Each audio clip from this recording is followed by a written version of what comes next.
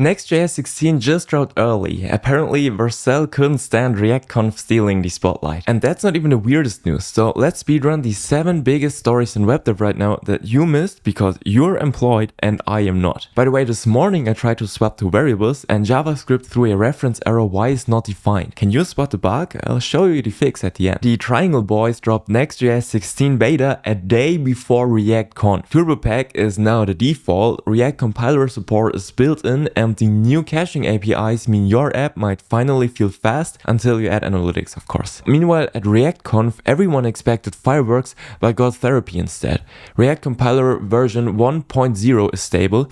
It auto-memoizes your components, so you can stop pretending use memo makes any sense, and I still don't get it after like 1 year of learning React. Never mind.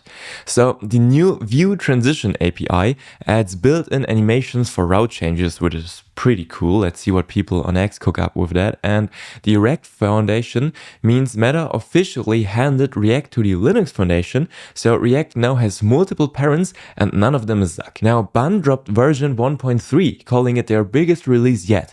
It adds SQL APIs, Redis clients, faster installs, and async stack traces. At this point, Bun is a runtime, bundler, package manager, test runner, and probably a cryptocurrency by next week. Now Z is a Rust-powered editor, which is quietly becoming the cool kid IDE, at least in my opinion. It offers a built-in debugger, native Git support, and AI pair programming that doesn't need a browser tab. It's like if VS Code was designed by speedrunners that actually know how gaming works, and it makes complete use of your graphics card and so on. It's a pretty nice architecture. If this thing gets extensions, it might actually dethrone VS Code one day, which means Microsoft will probably just outright buy it first. Svelte launched its MCP, a way to feed AI agents Svelte-specific docs so they stop hallucinating React components. And 10stack version 1.0 landed with a convex quick start. That is another React meta framework competing for your attention span. Basically, everyone's building new frameworks so your AI can build them wrong automatically. Anthropic released a study showing that just a few bad samples can poison an LLM of any size. Translation: your favorite model might be one prompt away from becoming a conspiracy theorist.